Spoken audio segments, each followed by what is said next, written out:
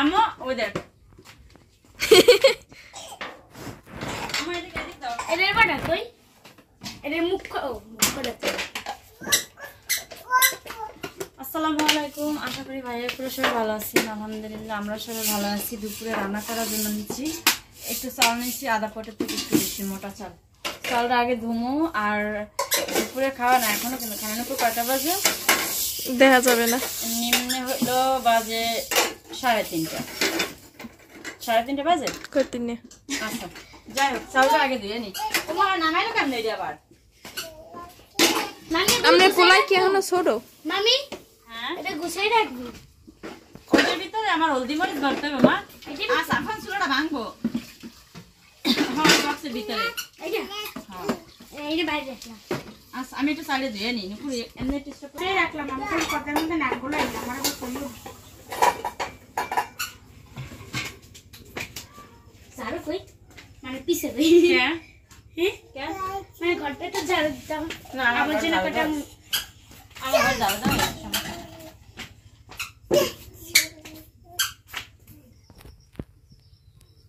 আমার একটা কপি নেই হ্যাঁ একটা কপি আনতে হবে ল্যাম্প আমরা ল্যাম্প করি সবসময় একটা কপি আনতে হবে কপি আনি কবে থেকে জানেন ঢাকার থেকে আসি করে ঢাকাতে এসে আজকে 5-6 মাস হয়ে যেতেছে কেন তবে লাকড়ি শুকনো আছে দেখে হালাই দিস মনে নাকি না ডিম এই পেশে রেখে দিছে লাকড়ি শুকনো আছে দেখে আর কষ্ট হয় না এটা না হাতে কোনটা দিব তাহলে তোমারে হে বাবা ফোন দেয় কে বাবা ও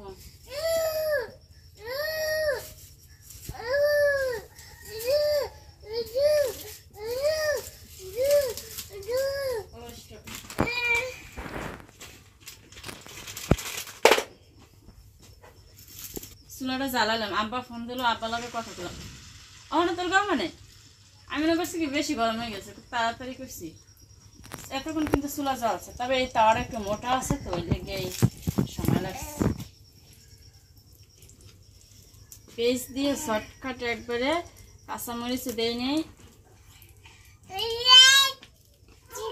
লবণ দিয়ে মাইখে দিলাম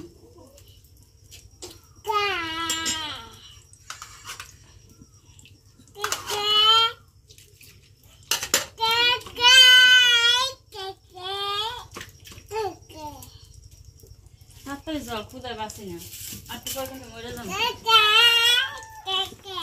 কাকা সাফানের এনে বয় দিলাম হাইটটা হাইটটা দুনিয়া কিছু আলজল করে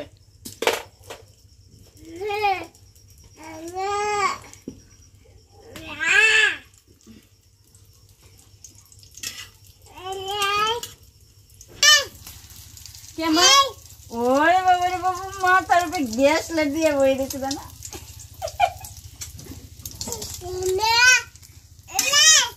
আমি দিয়ে দেব একটা আর মশলা করো তাহলে বা তিতে লাগবে না ওরে বাবা দেখ নুপুর দেখা দেখা নুপুর দেখা দেশ দেখছে দেখছে আব্বা দেখছে পাগল হয়ে গেছে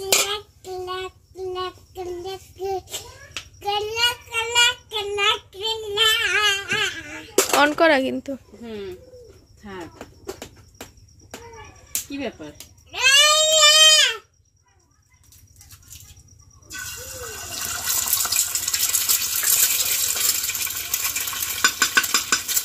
এটা বাজে আছে সাফা ওরে দিয়ে বয় দিবি নাহলে কাম করতে দিব না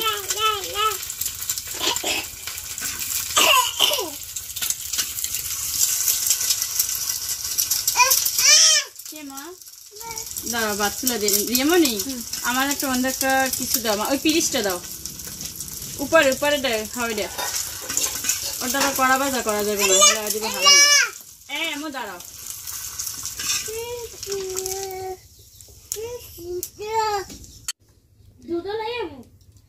হ্যাঁ লই যাও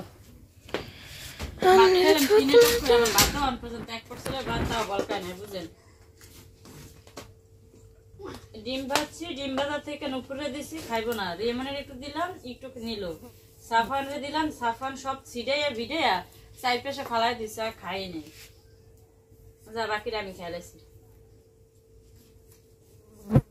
আজকে লাউ আর চিংড়ি মাছ এটা রান্না করবো আর শুধু ভাত গুলের সালে ভাত তবে একটা কথা কই, একাকিত্ব জীবনটা অনেক কষ্টের। কি আমা শেষ, তুমি ফালাই দিছো, টোকাই টোকাই উড়ো, দেখবেন আবার একটা ডিম পুরো হইব অনেক অনেক কষ্টের। আমি এক পার্সেলের ভাত পুরো রান্না করিও না, এনা মান না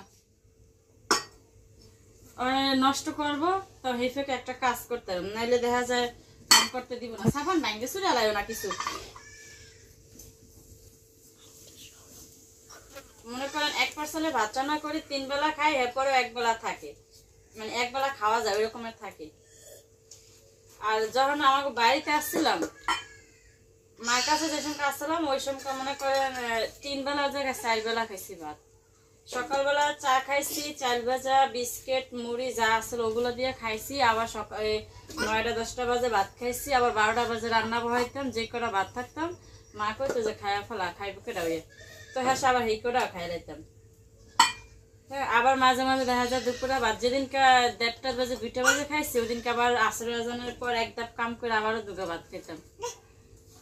আর ইয়া নাওয়ানোর পর ভাত খাইতেই মন চায় না, যেটুকু খাই শুধু মনে করেন 2 নালা ভাত খাইয়া সে একটু 1 গ্লাস পানি খেয়ে পেট ভরে যায়। কারণ এই যে একজন মানুষের ভাত বসাইলাম 1 পট চাইলে, আবার এই যেটুক লাউ আছে, এইটুকু একটা ছোট্ট মাছ আছে, ওই যে মাছটা দিয়ে রান্না করুন, বেশ হয়ে যাবে। কাজ করা সহজ, কিন্তু খাইতে গেলে অনেক কষ্ট লাগে।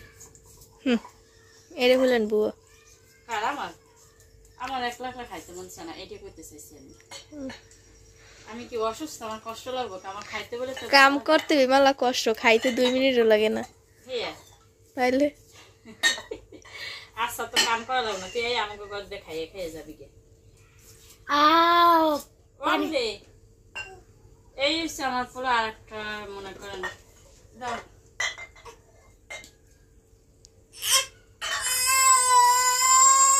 তোমার পায়জামা ভিজে গেছে, দেখো ওই পানি জমে গেছে। তুমি বুঝে পিছাও করছো। এতখানি লাউ হয়ে গেছে, এই আবার 2 দিন কি করবো? এর সাথে রান্ধি, খাওয়া যাবে না, পুরো একটু নিয়ে খাইস, বাকি দিয়ে কাকি এবার 3-4 বেলা বইয়া খামো। আমি কি করবো আজকে যদি রান্ধি, আবার 2 দিন পর রান্না মন চাই, ভেসম করে আরো শক্ত হয়ে যাবে না? সাফানের পায়জামাটা ই করে পানি দিয়ে ভিজেছে, এরকম করে তুমি। অনেকদিন ধরে বডিতে কাজ করে না, এই লেগে বডির একটু দাগ কমে গেছে, ফু দেয়। এদিকে দিতে হবে না, আবার থাক থাক থাক থাক বাবা, তোমার হাতে গরম পানি লাগবে বাবা। সালমানের একবার ছোটকালা পুড়ে গেছে, পা অনেকখানি পুড়ে গেছে, হিসেবে সাফানের মতো আসলো। ধোয়া ডাকনাটা কোনানে হালাই থিস।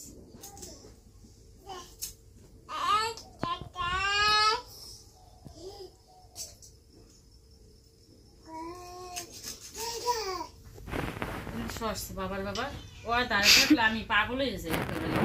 এই যে থুয়ে ওই যে, ওই যে থুয়ে ওই যে লেন্সে মাথায় 4 পিস কাজ করছি।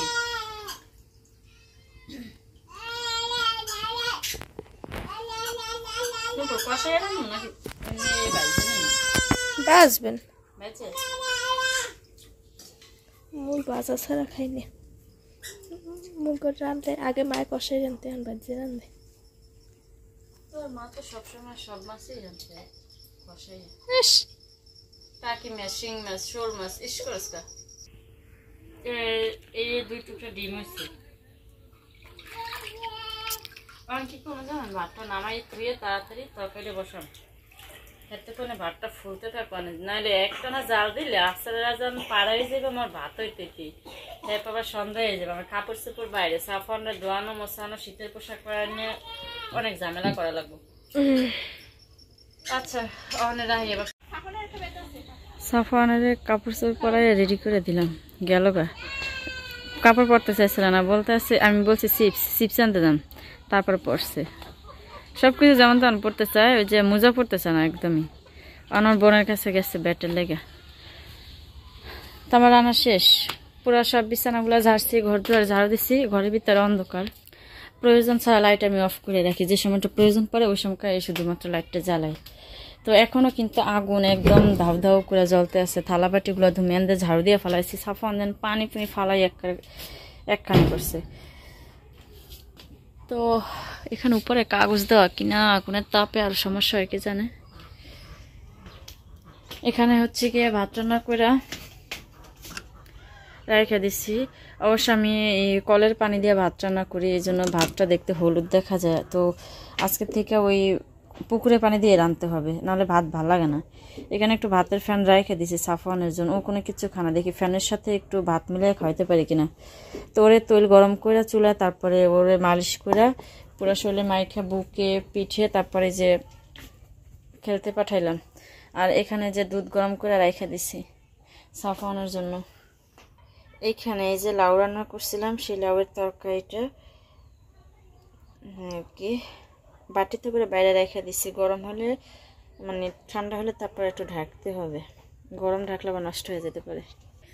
কলের পানির কলস এখন আর ভরার দরকার নেই। আধা কলসি পানিতেই আমার ধোয়া পাকলা হয়ে গেছে, আধা কলসি ফালাই দেওয়ানো লাগছে, সাফওয়ান নষ্ট করছিল ওই জন্য। এখানে অনেকগুলো বাটি বুটি ছিল, ওগুলো ঢাকনা মিলে তারপরে জায়গার জিনিস জায়গায় রেখে দিছি। এখন শুধু বাকি আছে থালা বাটিগুলো ধুয়ে আসি, তারপরে সাফওয়ানের খাওয়াইতে হবে, নাহলে রাতে খুব জ্বালায় ও আমারে। টের পায় না যে আমি ভিডিও করতেছি, তাহলে দেখা যায় আসে মোবাইল ধরতে, ওর কাছে আমি মোবাইল দিতাম আর ওরা ভিডিও করে দিত।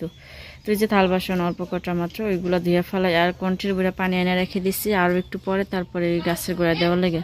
তো আজকে একটু গাছগুলো ফাঁকা ফুঁকা লাগতেছে যে পরিষ্কার করার পরে।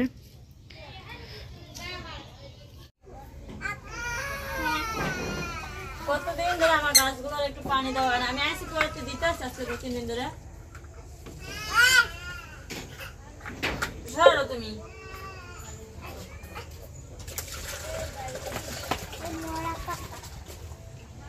গাছ ওই পাতা ধরে ছিঁড়ে গেছে বা ভাঙে গেছে, এর লেগে ও মা ওটি করল্লা হইছে। করলা না করলা বেটা, ভুল ধরলে আবার ভুল ধরে।